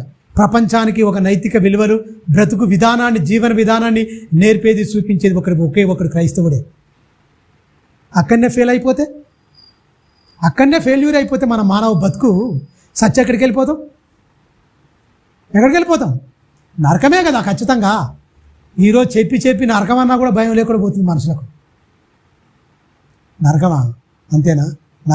నరకం అంటే నవ్వుకునే పరిస్థితి ఏర్పడుతుందంటే మనిషికి ఎంత మొద్దుబారిపోతుంది మనిషి హృదయం. మీరు గమనించండి. చెప్పే బోధకులకు భయం లేకుండా పోతుంది, వినే విశ్వాసులకు కూడా భయం లేకపోతుంది. లోకానికి కనెక్ట్ అయిపోయారు, దేవుల్లో ఉన్నామని భ్రమలో ఉన్నారు. మీరు గమనించండి. కిందికి వచ్చిన తమను నా నిమిత్తము ఇది చాలా ఇక గొప్పది. నా నిమిత్తము జనులు, నా నిమిత్తం నా గురించి బత్తరా? అసూయతో జనులు నిందిస్తారు, అవమానపరుస్తారు, సిగ్గుపరుస్తారు, నిన్ను తిడతారు, ఇదంటారు. నువ్వు నా వైపు చూడు, హాని వైపు చూసినావో నిన్ను లాగేసుకుంటాడు. నువ్వు ఎవరి వైపు చూడాలి? అప్పుడు నువ్వు నా వైపు చూడాలి బిడ్డ. ముందే చెప్పింది అన్నీ.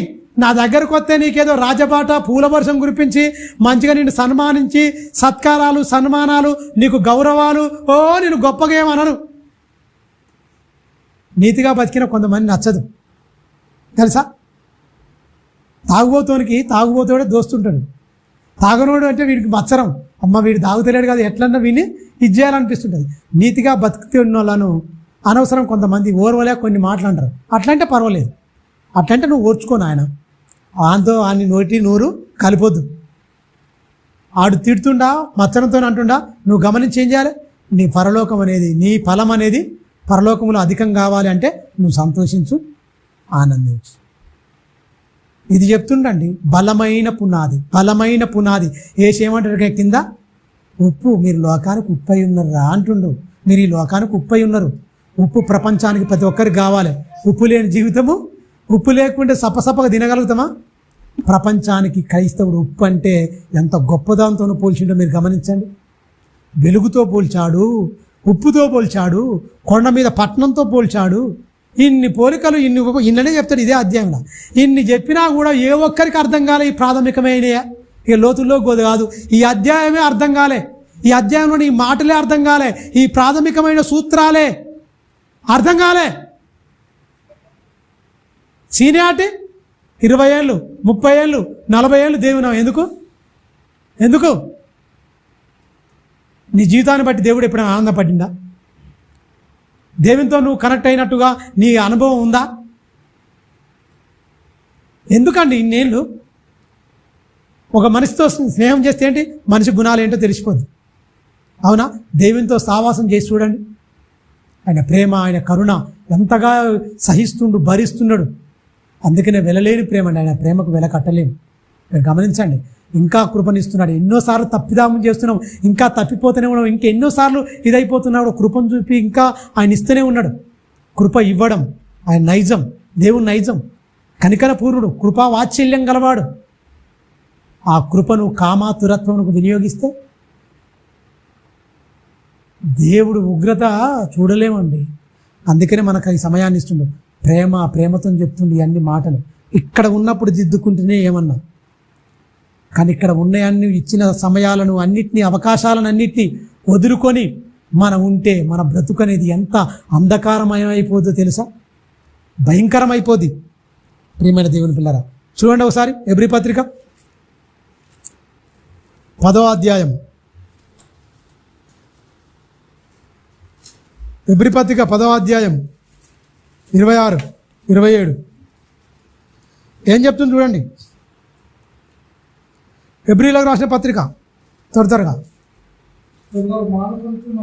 కొందరు మానుకొనుచున్నట్లుగా లేదు 10వ అధ్యాయము 26వ వచనం తమ్ముడు. సత్యమును గూర్చియు అనుభవ జ్ఞానం పొందిన ఇన్ని మాటలు విన్న తర్వాత, అనుభవం వచ్చిన తర్వాత, సత్యమును గూర్చి అనుభవ జ్ఞానము పొందిన తర్వాత బుద్ధిపూర్వకంగా మాటల్లో కానీ, చూపుల్లో కానీ, క్రియల్లో కానీ, అన్నిట్లలో పాపము చేసిన ఎడల పాపమునకిగా బలి ఇంకనూ ఉండదు. ఇంకా బలి ఉండదు. ఇక న్యాయము తీర్పునకు భయముతో ఎదురు చూచుటకు విరోధులను దహింపవో అగ్ని, తీక్షణమైన అగ్ని ఇంకనూ ఏమైపోద్ది ఉంటుంది. ఖచ్చితంగా తీక్షణమైన అగ్నిలో పడిపోతాం. ప్రయోజనం ఏంటి? విరోధులను తగలబెట్టేది. విరోధం ఎవరు? అపవాది. వాడు కాలిపోవాలి. వాందానికి నువ్వెందుకు పోతావు? విరోధులను తీక్షణమైన అగ్నిలో కాలుస్తాడు దేవుడు. మాట వినకుండా, బ్రతుకు మార్చుకోకుండా దేవుడు ఇచ్చిన సమయాన్ని, ఈ అనుభవ జ్ఞానం పొందినాక కూడా పర్వాలేదు అని మనం పాపం చేసుకుంటే, బుద్ధిపూర్వకంగా పాపం చేస్తే బలి ఉండదు. నిన్ను కడిగింది, నిన్ను శుద్ధి చేసింది, నిన్ను ఉతక స్నానం చేయించింది, నిన్ను కల్మషం లేకుండా కడిగేసింది, తన సొత్తుగా మార్చుకున్నది. నువ్వు మళ్ళీ పాపంలో పడిపోవడానికి కాదు. ఆయన శిలువ త్యాగము వ్యర్థము చేసి నీకు ఇష్టానుసారంగా నువ్వు బతికావో, బుద్ధిపూర్వకంగా తప్పు చేశావో, ఇక బలి ఉండదు. ఇక బలి ఉండదు. మరి ఏముంటుంది? నరకం ఉంటుంది. ఏముంటుంది? తీక్షణమైన అగ్ని ఉంటుంది. అగ్ని ఏం చేస్తుంది? మొత్తం నీ దేహాన్ని మొత్తం అక్కడ ఆత్మను కాలుస్తూనే ఉంటుంది. చావని ఆత్మ, ఆరని అగ్ని. పాతాళంలో ఏముంది? అగ్ని, ఆరని అగ్ని ఉంది. ఈ ఆత్మకేముంది? ఈ ఆత్మకు చావు లేదు. మరి ఎన్నేళ్ళు కాలిపోవాలి? కోటాను కోట్లు కాలిపోవాలి. 60 ఏళ్ళ జీవితం కోసం, తుచ్చమైన కోరికల కోసం అప్పగించుకొని నరకానికి వెళ్ళిపోతావా? కోటాను కోట్ల సంవత్సరాలు ఆ తండ్రితో నిత్య జీవాన్ని అనుభవించడానికి ఇక్కడ శరీరంలో పుడుతున్న ప్రతి కోరికను చంపుకొని నిత్యత్వంలోకి వెళ్తావా? మనిషి ఛాయిస్ మనిషికే ఇచ్చిండిగా. మరి గమనించండి, ఎన్నేళ్ళు బతామండి? ఎన్నేళ్ళు బతాం భూమి మీద? అయిపోయి కొన్నేళ్ళే. ఎన్నో రోగాలు, ఎన్నో నొప్పులు, ఎన్నో వేదనలు, ఇవన్నీ ఉంటాయి నాయన, నీకు ఇవన్నీ ఉంటాయి. కానీ భక్తితో నువ్వు ఖచ్చితంగా శిక్షణ పొందు. నా మాటల్లో శిక్షణ పొందు. రక్షింపబడిన నీవు, లోకం నుంచి వేరు చేయబడిన నీకు శిక్షణ అవసరం. దైవభక్తి నీకు అవసరం. దీనత్వం నీకు అవసరం. కనికరం నీకు అవసరం. ప్రేమ నీకు అవసరం. నీ హృదయాన్ని శుద్ధీకరించుకోవడం నీకు అవసరం. నిన్ను నువ్వు దాచుకోవడం నీకు అవసరం. నిన్ను నువ్వు కాపాడుకోవాలన్నాడు. ఎవడు కాపాడుకుంటున్నాడు? గమనించండి, ఎవరు దాచుకుంటున్నారు తన భక్తిని? ఎలా? గమనించండి, ఓ చెట్టు భూమిలోకి వెళ్ళిపోతుంది విత్తనం వేస్తే, అంత లోతు వెళ్ళిపోతుంది. మరి నీలోనికి వాక్యం అనేది విత్తనం లోపలికి వెళ్ళిపోతే, లోపలి నుంచి వెళ్ళి మారు మనసు బయటికి వెళ్తే, అప్పుడు మొత్తం బయటికి రూపాంతరం చెందుతాం. మనం రూపాంతరం చెందడం కూడా కఠినాత్మగా ఉంటే ఏమైపోద్ది? మన బతుకులు ఏమవ్వాలి? మీరు గమనించండి. 12వ అధ్యాయం ముగించుకుందాం.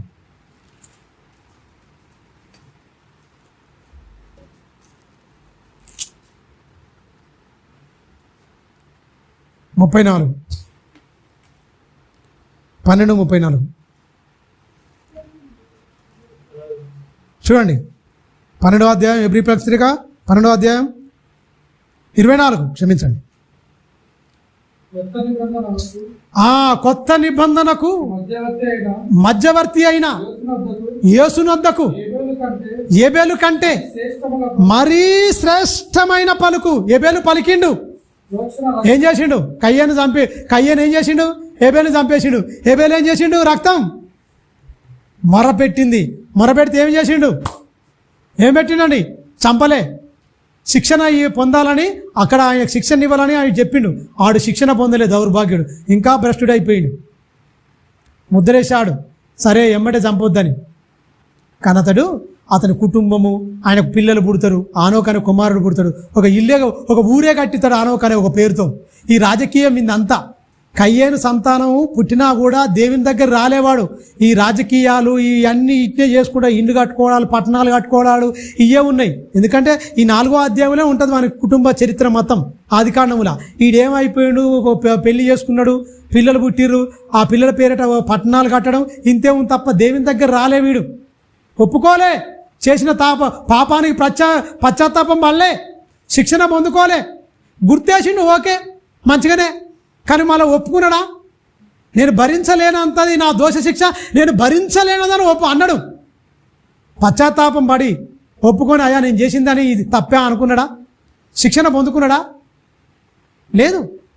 అందుకని మీరు కయ్యేను వంటి వారై ఉండరాదు. ఎందుకు? వాడు దుష్టుడై అని తమ్ముని చంపిండి అంటాడు.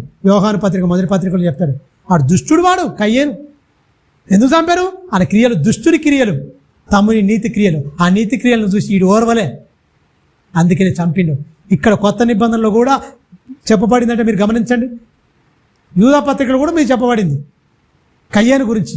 ఎప్పుడో వాడు ఆదికాండంలో ఉన్నాడు, చచ్చిపోయింది.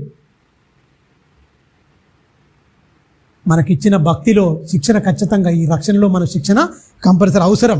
ప్రియమైన దేవుడి కింది వచ్చిన చూడు తమ్ముడు.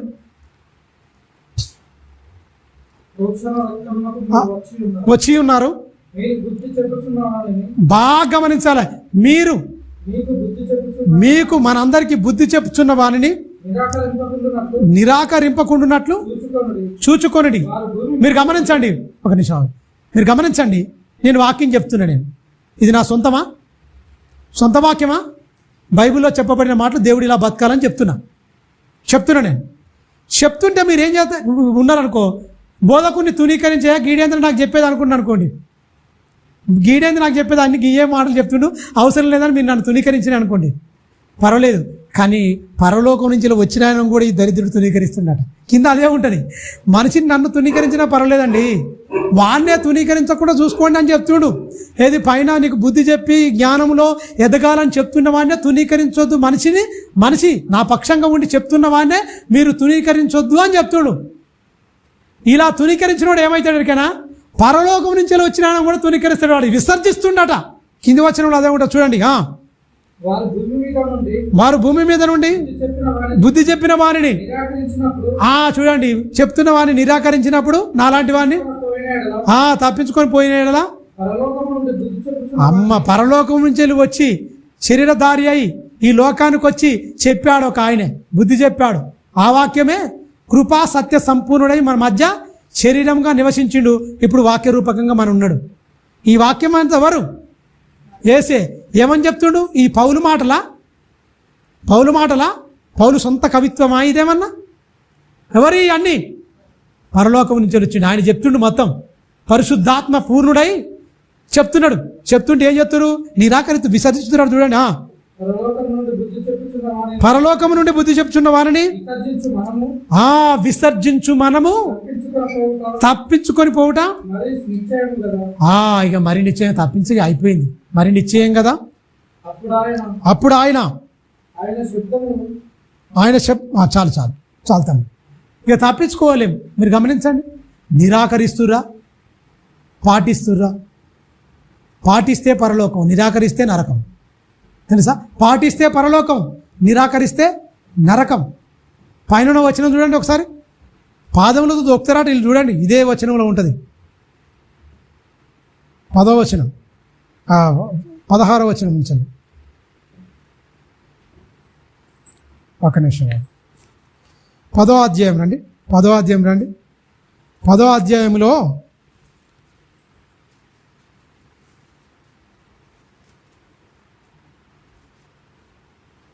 10వ అధ్యాయం 29 చూడండి. అట్లా ఉండగా దేవుని కుమారుని పాదములతో తొక్కి, దేవుని ఇవన్నీ చెప్పిన వాళ్ళకు మారాలే బతకాలని చెప్తుంటే ఏం చెప్తున్నారు కదా? మనిషి కుమారుని, ఎవరిని? దేవుని కుమారుని ఏం చెప్తున్నారట? మన అడుగులు ఎక్కడ వెళ్తున్నాయి మీరు గమనించాలి. ఎంత భయంకరం అండి. సిలువ అంటే ముద్దు పెట్టుకుంటారు, పోటు వంటి ఇట్లా అంటారు, అవునా? కానీ ఇక్కడ ఏమంటుండు మనిషి? ఏం చెప్తున్నట? భక్తుడు ఏం చెప్తుడు? పాదాలతో తొక్కి తాను పరిశుద్ధపరచబడుటకై సాధనమైన నిబంధన రక్తమును తీసుకుంటున్న తాగుతున్న రక్తం ఏం చెప్తున్నారు? తింటున్నా. ఇప్పుడు నేను తింటున్నామ్మా, క్రీస్తు శరీరాన్ని తిన్నా, రక్తాన్ని తాగిన, పోయి అమ్మటే పోయి విపరీతంగా బూతులు తిట్టి ఇష్టానుసారంగా ఉన్నా. అప్పుడు ఏమైపోయింది? ఎరికైనా నాలో ఉన్న రక్తం అపవిత్రం అయిపోయింది. పవిత్రమైన రక్తము నువ్వెందుకు బలహీనతలు జయించవెరికేనా, నువ్వెందుకు అపరాధంలో పడిపోతున్న వెరికేనా? ఈ రక్తాన్ని పవిత్రంగా నువ్వు ఆలోచించి పవిత్రమైన మనసుతో తీసుకుంటే పవిత్రంగా ఉంటాం. పవిత్రులకు చెప్పాలి, పవిత్రుల కానీ అపవిత్రుల కానీ తీసుకునే మనసుని బట్టి ఉంటుంది. ఇక అందుకనే నువ్వు తీసుకుంటున్న ఈ నిబంధన సాధనమైన ఈ నిబంధన రక్తము ఏమైందట? అపవిత్రంగా ఎంచుతున్నావా అంటే దీని లెక్కలేనితనమా? ఆత్మలో ఎందుకు ఆ శిక్షణ పొందుకోలేకపోతుంది మనిషి? దీనత్వం ఎందుకు రాలేకపోతుంది? ఇది పనిచేయట్లేదు తెలుసా? శుద్ధీకరింపబడతలేదు, అందులోకి వెళ్ళిపోతేనే అంతే. అందుకనే ఏమంటారు ఇక పెద్దలు కూడా, బూడిదలో పోసిన పన్నీర్ అయిపోయింది కదరా అంటారు. పన్నీర్ తీసుకుపోయి ఏం చేస్తారు? బూడిదలో పోతే మళ్ళీ ఏమైనా పనికొస్తుందా? మనిషి కల్మషంతోనూ మత్సరంతోనూ ఉన్న హృదయంలోనికి నువ్వు దేహంలో పెట్టుకొని హృదయంలో పెట్టుకొని పైకి మాత్రం రొట్టె ఆయన శరీరము, ఆయన రక్తాన్ని సాదృశ్యంగా ఉన్న ద్రాక్షరసాన్ని, ఆయన రక్తానికి సాదృశ్యంగా ఉన్న ద్రాక్షరసాన్ని, ఆయన శరీరానికి సాదృశ్యంగా ఉన్న రొట్టెను తింటే ఏం ప్రయోజనం అవుతుందండి? ఏం ప్రయోజనం చెప్పండి? అందుకే మార్పు లేని బతుకులు మనవి. సమాజం మొత్తం అట్నే ఉంది. క్రైస్తవులు మొత్తం చూస్తేనో సంఖ్యలో కోట్లలో ఉన్నారు, బతుకుతోలు చూస్తే వేల మీద లెక్క పెట్టుకున్నట్టు ఉంటుంది తెలుసా? నిబంధన రక్తం ఆ తొక్కుతురట. కృపకు మూలమగు ఆత్మను తిరస్కరించిన వాడు అబ్బా నీకే వదిలేస్తున్నా అంటుడు చూడండి. ఇంకా ఎక్కువ ఎంత ప్రతిదండనకు పాత్రుడగును మీరే ఆలోచించండి. ఎంచబడినని మీకు తోస్తున్నది మీకే నిర్ణయం ఏర్పడుతున్నా. కృపకు పాత్రమైన ఈ నిబంధన, ఈ రక్తాన్ని, క్రీస్తు శరీరాన్ని నువ్వేం చేస్తున్నావు? దీన్ని నీ భక్తిని మొత్తం ఈ వారం రోజులు తీసుకుంటున్నావు కదా, వారం రోజులలో నువ్వు ఎక్కడ తప్పిపోతున్నావేం కదా. అంటే ఈ రక్తం అనేది అపవిత్రంగా ఎంచుకున్న వాళ్ళు మారు మనసు పొందలేరు. పాపక్షమాపణ రాదు, అదే పాపంలో పడిపోతారు, అలాగనే ఉండిపోతారు అపవిత్రంగా ఎంచుకుంటే. అంటే మనం గొడవకు అడిగేస్తున్నప్పుడు క్రీస్తుని దొక్కుతున్నట్టే. తిడుతున్నామంటే క్రీస్తును రక్తాన్ని అపవిత్రంగా ఎంచుతున్నట్టే తెలుసా? క్రైస్తవులు చాలా జాగ్రత్తగా బ్రతకాలి, లేకపోతే మనకు పరలోకం అనేది ఉండదు. పరలోకం వెళ్ళే వారికి ఇదంతా సాధన ఎప్పటిదాకా? సత్యంత వరకు. నీ ఒంట్లో నీ శరీరము ఆత్మ నీ దేహం నుంచి వెళ్ళి వేరైనంత వరకు నీకు శిక్షణ. ఈ రక్షణలో నీకు శిక్షణ. ఎలాంటి శిక్షణ? నీ ఆత్మలో దీనత్వం వచ్చేదాకా శిక్షణే, నీకు సాత్వికంగా మారేదాకా నీకు శిక్షణే. నువ్వు నీతి కొరకు ఆకలి దప్పులు కలిగితే శిక్షణే. హృదయం మొత్తం శుద్ధీకరింప శిక్షణే. ఎప్పటిదాకా? చచ్చిపోయేంత వరకు. చావుతోనే ఇప్పుడు విడిపోతాం, అప్పుడు పరలోకం వస్తుంది. రక్షణ పొందినాం, అయిపోయిందండి, నీళ్ళలో మునిగిన టక్కున వచ్చేసినాం, అయిపోయింది, రొట్టె రాక్షసం తీసుకుంటున్నాం, మాకు పరలోకం ఎవరు చెప్పిండు? నీకు ఎవరు చెప్పిండు? ఇదంతా మాయబోధలు విన్నరో ఏమో మీరు. ఇవన్నీ తప్పు. ఆయన ఇచ్చిన శిక్షను మనం ఖచ్చితంగా తీసుకోవాలి తెలుసా? అందుకే నోరు తెరిచి ఇలాగ బోధింపసాగాను. దేవదూతల ద్వారా ఆరంభమైంది, ప్రవక్తలు చెప్పిన వచ్చేసి సాక్షాత్తు వాక్యమై ఉన్న ఆయనే ప్రత్యక్షమై బోధించాడు. ఏమని బోధించిండు? ఆత్మ విషయంలో దీనులు ధన్యత, పరలోక రాజ్యం రావాలంటే ఫస్టే పరలోకాన్ని చూపించిండు, ఆత్మలో దీనత్వం అన్నాడు. అందుకనే ఆత్మలో కల్మషంతో నిండుకున్న సమాజానికి బలమైన పునాదేశిండు. ప్రాథమికమైనవి ఈ మాటలే అర్థం కాలే, 9 ధన్యతలే అర్థం కాలే క్రైస్తవ లోకానికి. పిల్లలు కంటత వాక్యం చెప్తుంటే నవ్వుకుంటా మురిసిపోవడం కాదు, మన బతుకులోకి తెచ్చుకొని చూసుకోవాలి. మన పిల్లలకు మనం మన బతుకుల్లో చూపించాలి. పిల్లలు ఎందుకు భక్తిహీనంగా మారిపోతారు? మన బతుకుల్లో అవి లేవు కనుక పిల్లలు మారిపోతారు. తర్వాత ఒక సమాజాన్ని ఒక తరమే నాశనం అయిపోతుంటుంది. తరం వెంబడి తరము గతించిపోతుంది, భూమి ఒక్కటే నిలుస్తుంది. తరం వెంబడి తరము భక్తులు పెరిగితే లోకమంతా భక్తిపరంగా భక్తిశీనులు తగ్గిపోతారు. తరములో తరం ఏమైపోతుంది? భక్తిహీనులు పెరుగుతారంటే ఈ భక్తిని అనేది సాధన చేయట్లేదు. మీరు గమనించాలి. దేవుని వాక్యం అనేది చాలా ఉన్నతమైంది. సీరియస్గా తీసుకోండి, ఏదో మామూలుగా ఈజీగా తీసుకోకండి. ఎప్పుడు నన్ను చూస్తుండు అనుకోండి, దేవుడు ఎప్పుడు నన్ను చూస్తుండు. నా మాటల్లో కానీ నా చూపుల్లో కానీ ఆయనకు తెలియని మరుగై ఉన్న స్వస్థమేమీ లేదు. అన్ని క్లియర్గా పాతాల లోకమే అగాధ స్థలం ఏమైపోతాడా? ఆయన కనులకు ఏం కనిపిస్తుంది? తేటగా కనిపిస్తుంది. మరి నువ్వు నేను ఎక్కడున్నావు? మనకేం పెట్టిండారు కానీ మీకు అర్థం అవ్వట్లేదు. ఆకాశం భూమిని సాక్షులుగా పెట్టిండు మనకు. భూమి ఆకాశములను సాక్షులుగా పెట్టి నిన్ను నన్ను చూస్తున్నాడు, అనుక్షణం పరీక్షిస్తున్నాడు. ఆయన పెట్టిన పరీక్షల్లో పాస్ అయితేనే మనకు పరలోకం, ఫెయిల్ అయినవో నరకం. తరలించుకోండి, ప్రార్థించుకుందాం. పరలోకమందున్న మా కన్న తండ్రి, నీ ఘనమైన శ్రేష్టమైన నామానికి కృతజ్ఞతాస్తుతులు స్తోత్రం చెల్లిస్తున్నాం తండ్రి. రక్షణ పొందిన మేము, ఉచితంగా పొందాము క్రీస్తు రక్తంలో కడగబడిన మేము, అయా రక్షణలో క్రీస్తు ఇచ్చే శిక్షణ, ఆయన మాటలు తండ్రి మా బ్రతుకులకు అలవర్చుకొని ఉన్నతంగా నాయన నీ ఉన్న మహాలోకం చేరు పర్యంతం వరకు కదులుతున్న ఆకారంలో ఉండగా పొరపాటు పడకుండా, తొట్టిల్లకుండా, పడిపోకుండా పరిశుద్ధ లేఖనాల వెలుగులో మా బ్రతుకులను దిద్దుకొని అయా నువ్వు చెప్పిన మాటల ప్రకారంగా బ్రతికిదనే పరలోకం. మాలో దీనత్వం ఉండాలి, మాలో సాత్వికం ఉండాలి, మాలో ప్రేమ, కనికరము, జాలి, మీరు అనుకుంటున్న మొత్తం క్రీస్తులో ఉన్న సద్గుణాలు తండ్రి మాలో చూడాలని, అలా ఉన్నవారే పరలోకం వస్తారని ఖచ్చితంగా మీరు చెప్పారు వాక్యం ద్వారా. అయ్యా మాకు మార్చుకోవడానికి, మా లోటుపాట్లని దిద్దుకోవడానికి ఇస్తున్న సమయానికి, కాలానికై తండ్రి కృతజ్ఞతాస్తుతులు స్తోత్రం చెల్లిస్తున్నాం. ఇవ్వబడిన కాలాన్ని మేము వ్యర్థపరచుకోకుండా, ఈ రక్షణను మేము నిర్లక్ష్యం చేసుకోకుండా తండ్రి, ఈ రక్షణలో తండ్రి మేము శిక్షణ పొంది నిర్లక్ష్యం చేయకుండా, మాలో ఉన్న ఎలాంటిది వాక్యానికి వ్యతిరేకంగా పాపాలు, దోషాలు, లోపాలున్న వాక్యం అనే అర్థంలో వాటిని దిద్దుకొని, ఒప్పుకొని, వదిలిపెట్టి నీ యొద్ద కనికరం పొంది ఆ నిత్య జీవంలో మేమందరము ప్రవేశించులాగున ఈ శిక్షణకై నీకు కృతజ్ఞతాస్తుతులు స్తోత్రములు చెల్లిస్తూ నీ కృపావాక్యముకు తండ్రి నీ బిడ్డలందరినీ అప్పగించుకుంటూ, నన్ను నేను అప్పగించుకుంటూ అయా ఈ శిక్షణ ప్రతిరోజు మాకు, ప్రతి దినము తండ్రి నాయన నీ జీవాకులను చదువుకుంటూ మేము శిక్షణ పొంది తండ్రి ఆ నిత్య లోకాన్ని చేరు పర్యంతం వరకు నీ ప్రేమను, నీ కరుణావాత్సల్యమును అనేకులకు పంచేటట్టుగా, అనేకులకు తెలియజేసేటట్టుగా మా బ్రతుకు మూలంగా తండ్రి నాయన క్రియల్లో క్రీస్తును కనపరిచే భాగ్యము, అట్టి ధన్యత నీ బిడ్డలమైన మాకు అనుగ్రహించమని నిండు మనసుతో వేడుకుంటూ, ఇంతవరదాకా నీ పిల్లలు విన్నారు తండ్రి. ఓపికతో వారిని, వారి పిల్లలను తండ్రి కుటుంబాలను దీవించండి, ఆశీర్వదించండి. వాళ్ళ ఆత్మలో దీనత్వము, ప్రేమ, జాలి, దయ, కనికరము, సకల సద్గుణాలతో నీ బిడ్డలను నింపమని, పరలోకానికి యోగ్యులుగా నీ బిడ్డలందరినీ, మమ్మల్ని అందరినీ మలచమని నీ కృపావాక్యమునకు, పరిశుద్ధాత్మకు మమ్మల్ని మేము అప్పగించుకుంటూ క్రీస్తునామని ప్రార్థన అడిగి వేడుకుంటున్నాం తండ్రి. ఆమెను. మన తండ్రి అయిన దేవుని ప్రేమ, కుమారుడైన యేసుక్రీస్తు వారి కృప, పరిశుద్ధాత్మ దేవుని అన్యోన్య సావాసం సదాకాలం మనందరికీ తోడై ఉండి సర్వసత్యమును నడిపించి సత్యమందు ప్రతిష్ఠించునుగాక. ఆమేన్. అందరికీ వందనాలు.